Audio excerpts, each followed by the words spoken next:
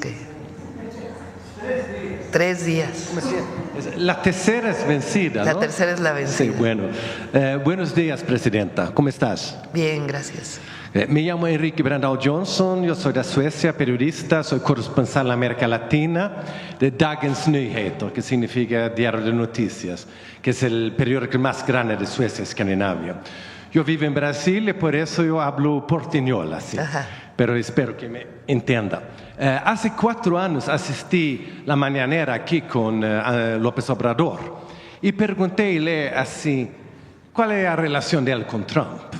Ahora quería saber cómo es su relación con el presidente de Estados Unidos, porque quiero saber así, cómo su encuentra el balance entre defender al pueblo mexicano, pero al mismo tiempo mantener una relación buena con el gobierno de Trump.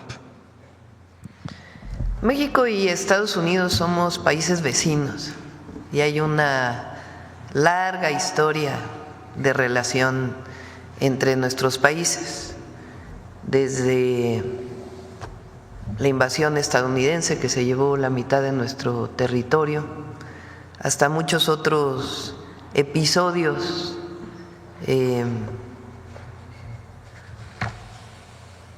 que a veces uno no quisiera recordar por momentos de mala relación. Pero también hay momentos de buena relación en la historia de nuestros países. Hoy, por ejemplo, que se habla, hablando de mala relación, que estamos celebrando el 112 aniversario de la formación del Ejército Mexicano. El Ejército Mexicano tiene una gran historia porque se forma con un decreto del Congreso de Coahuila en 1913, después del golpe de Estado de Victoriano Huerta a Francisco I. Madero. El único gobernador que se rebela frente a ese golpe de Estado es Venustiano Carranza, gobernador de Coahuila. Y el Congreso le autoriza a formar un ejército. Y ahí inicia el ejército revolucionario.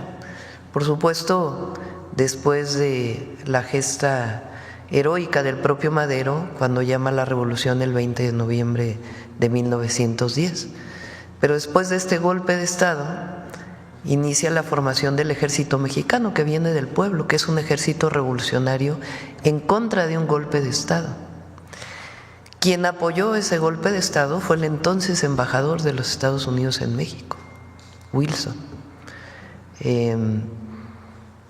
apoyando a Victoriano Huerta. Después viene un cambio de gobierno y es distinta la actitud de Estados Unidos, aunque ponen sus barcos en Veracruz en 1914.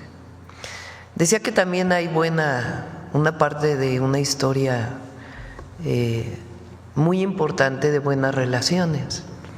El propio Madero en Estados Unidos, desde ahí viene el Plan de San Luis del 20 de noviembre. Previo a ello, por supuesto, la relación de Benito Juárez con Lincoln, que es una gran relación, o la relación del general Lázaro Cárdenas con Roosevelt. Entonces hay buenas historias y hay historias muy difíciles.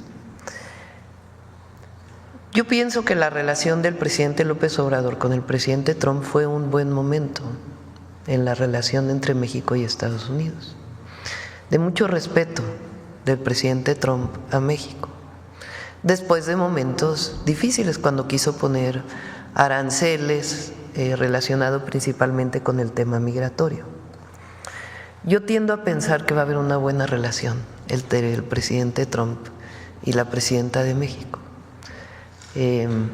Somos dos países vecinos, no nos vamos a ir a ningún lado, somos socios comerciales y tenemos que hacer el mayor esfuerzo posible para tener una buena relación. Por supuesto que está en la definición de ambos países. En este momento estamos en un periodo pues de un proceso de pláticas, de negociación, frente a esta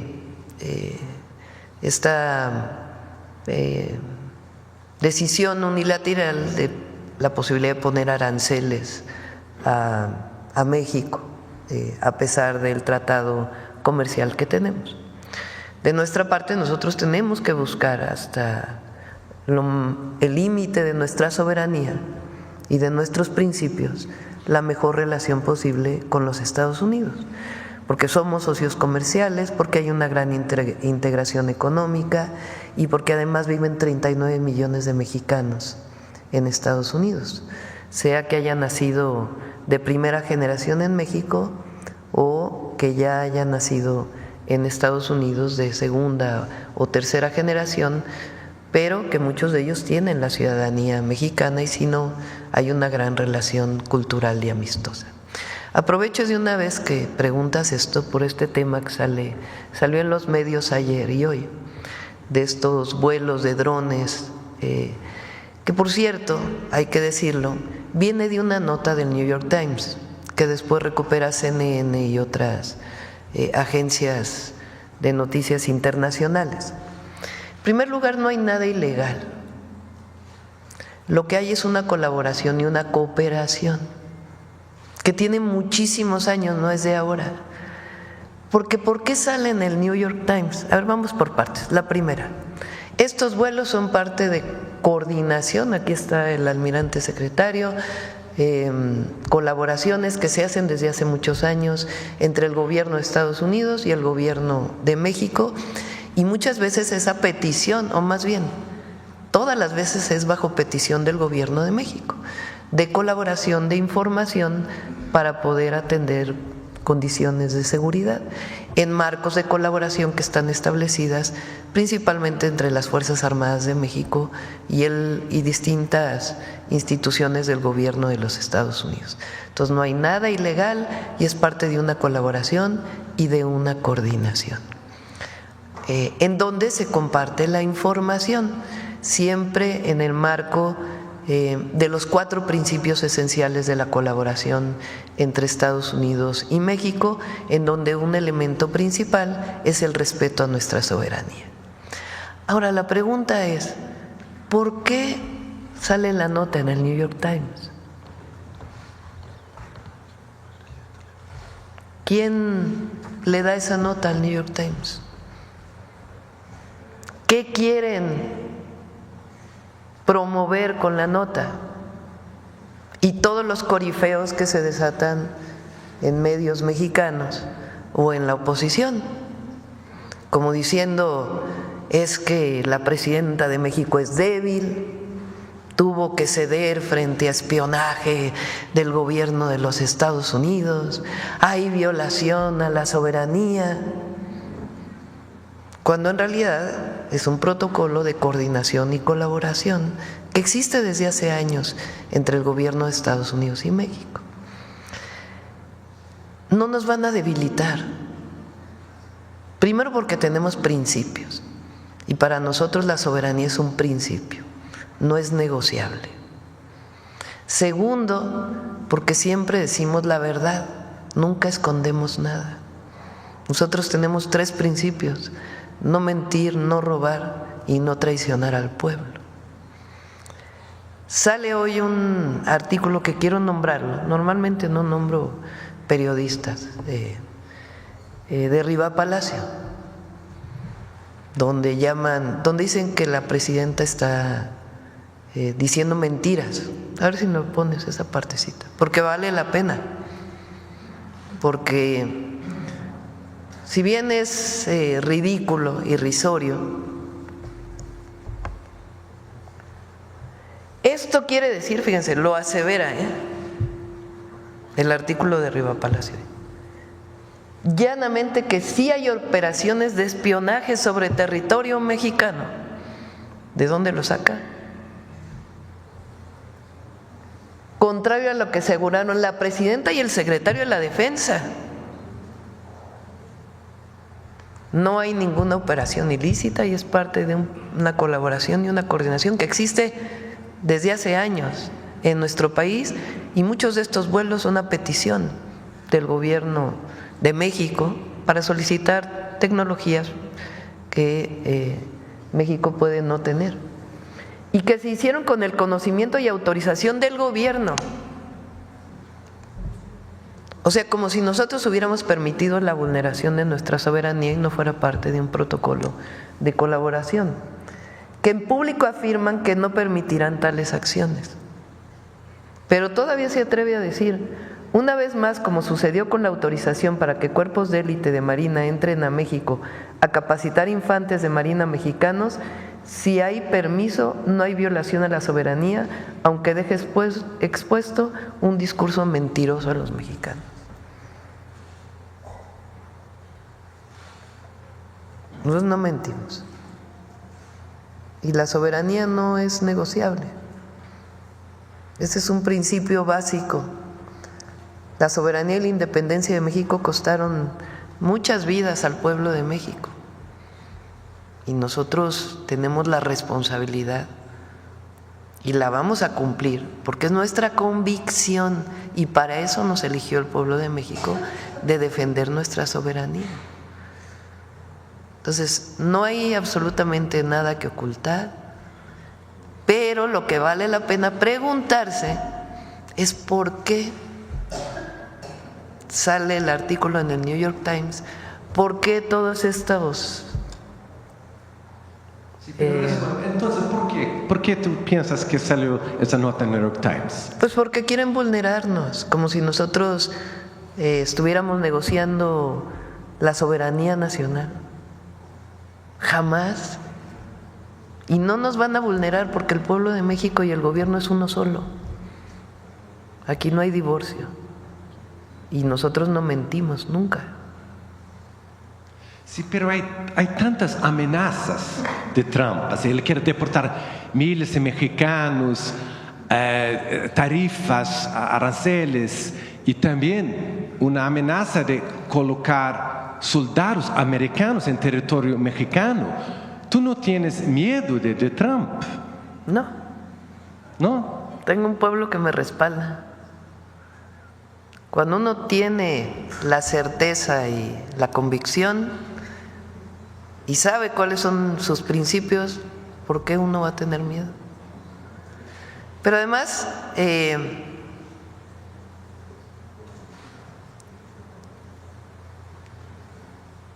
una cosa también es, el presidente Trump tiene su manera de expresarse. Entonces, primero hay en este momento diálogo y nosotros no vamos a permitir nunca que se vulnere la soberanía. Y si llegara a vulnerarse, hay un pueblo entero para defender a su patria. Sí. Y otra cosa, esa amenaza de Trump de colocar los cárteles en lista de organización terroristas, ¿cuál va a ser, si esa va a pasar, cuál va a ser su respuesta de esa cosa? ¿Qué va a hacer si Trump coloca eso en la lista de terroristas? Primero, y es muy importante, porque también nos quieren colocar como si nosotros defendiéramos a los cárteles de la droga o a la delincuencia organizada.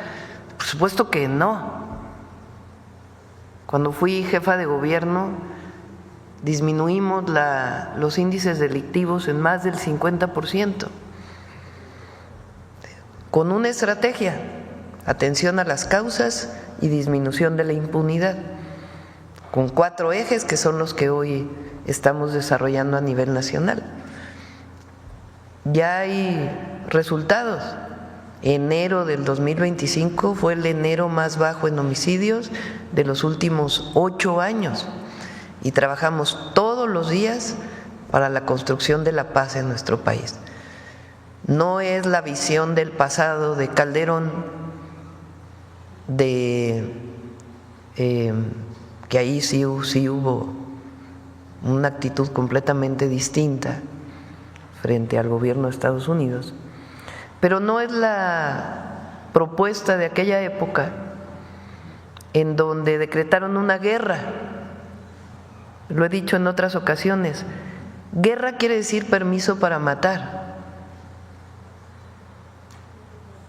en condiciones de excepción. Nosotros no, nosotros queremos que se cumpla la ley. Ese Estado de Derecho que luego se llenan la boca con la palabra, pues en aquella época no hubo nada de Estado de Derecho. Hubo una guerra que decretó en su propio territorio, que resultó además pues en más violencia. Nosotros lo que queremos es el cumplimiento de la ley y la atención a las causas, que las y los jóvenes de México tengan todo el derecho a vivir felices y en paz, y que tengan acceso a los derechos que están establecidos en la Constitución de la República: educación, salud, empleo y una vida plena. Entonces, primero, que no haya confusión de que nosotros, no. Lo que nosotros defendemos es la soberanía.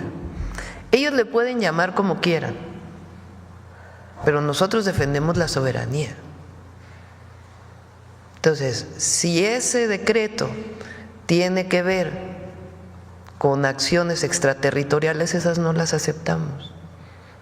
Nosotros creemos que, si bien es cierto que es indispensable avanzar en investigaciones conjuntas, por ejemplo, de lavado de dinero, que son muy importantes, porque la droga se vende en Estados Unidos. Ahí está la venta de la droga. Entonces, ¿qué ocurre con el recurso proveniente de la venta de la droga? Si ellos hacen este decreto para investigar todavía más en los Estados Unidos el lavado de dinero en los Estados Unidos, y los propios grupos delictivos que se mueven en Estados Unidos, que hacen que haya esta venta de la droga, está muy bien. Lo que nosotros no aceptamos es la violación a nuestra soberanía. Entonces, por eso es colaboración, coordinación, sin subordinación, sin intervencionismo, sin injerencismo. Coordinación, colaboración en el marco de los 4 principios. Almirante, ¿por qué no nos dice cuáles son los 4 principios que se dicen? Sí, tenemos en el tema de seguridad 4 principios que no son renunciables. El primero tiene que ver con la responsabilidad compartida, es decir, que reconocemos que el problema es de ambos lados de la frontera y que tenemos que actuar de manera coordinada y colaborativa. El segundo es la confianza mutua, es decir, que lo que acordamos lo cumplimos y que no nos traicionamos. La tercera tiene que ver con la cooperación y no la subordinación. Es decir, podemos trabajar juntos, podemos hacer operaciones con ayuda de ellos y de nosotros en diferentes ámbitos, pero jamás las fuerzas mexicanas se van a subordinar a los Estados Unidos. Y por último, el respeto a la soberanía, que no es renunciable. Son los 4 principios que rigen la cooperación en materia de seguridad con los Estados Unidos. Bueno, la última pregunta aquí. Suecia es un país muy feminista, le canta a usted así. Yo quiero saber así, porque en Suecia, en la afuera, personas están viendo México como un país muy machista, así. Pero tú tienes una aprobación de más de 80%. ¿Cómo es de ser presidenta en México? ¿Cuáles fueron las dificultades de ser mujer presidenta? ¿O cuáles fueron las avantajes, las cosas buenas? Gracias. Creo que hubo algo que caló mucho en nuestro pueblo y en el momento político. Nosotros, en nuestro movimiento, decidimos quién iba a ser. En México había una historia de que el presidente nombraba por dedazo al siguiente o al candidato del partido al que pertenecía. Aquí se rompió esa costumbre, y el presidente López Obrador dijo que sea por encuesta quien decida, que el pueblo decida quién va a representar en su momento a Morena en la elección. En esa encuesta participamos 6 personas, 5 hombres y una mujer. Participó Marcelo Ebrard, participó Adán Augusto López, participó Gerardo Fernández Noroña, entonces por representante del PT, Manuel Velasco por el Verde. ¿Quién me falta? hay Ricardo Monreal, también por Morena, y su servidora, o sea, 5 hombres y una mujer. En ese momento yo salí del gobierno de la Ciudad de México y recorrimos el país los 6, de cada uno por nuestra cuenta, y yo utilicé dos ejes centrales en mi recorrido por el país. El primero, debe continuar la transformación de México. El segundo es tiempo de mujeres. Los dos fueron muy poderosos. Entonces, de 5 hombres y una mujer, salí arriba en las encuestas que se hicieron. Y creo yo que cuando utilicé es tiempo de mujeres, caló muy hondo no solo en las mujeres, sino en los hombres en nuestro país. Y eso es algo muy poderoso que se muestra hasta el día de hoy. Cuando salgo a territorio, pues nosotros hacemos giras los fines de semana, el entusiasmo, la alegría de las niñas, de las jóvenes, de las adultas, por tener por primera vez una mujer presidenta es enorme. Y además yo dije, no llego sola, no es que una mujer, a mí no me gusta esta idea de que una mujer rompió el techo de cristal, porque parece que es el esfuerzo personal de una mujer por salir adelante, que siempre el esfuerzo personal cuenta, ¿no? Nadie lo minimiza, pero en realidad es la lucha de las mujeres mexicanas que permitieron que en mi persona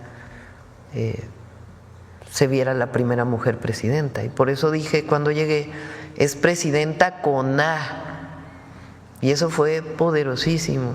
Y también dije, no llego sola, llegamos todas las mujeres mexicanas a gobernar, y eso también es muy poderoso. Así que hay revolución de las conciencias en muchos sentidos. Hay revolución de las conciencias porque hay un pueblo que reconoce hoy su fuerza y su historia y que no va a permitir que haya regresiones. Y al mismo tiempo hay una revolución de las conciencias porque se está rompiendo un machismo histórico en nuestro país. Eso es lo que está viviendo México, por eso es tan fuerte. Muchas gracias. Sí.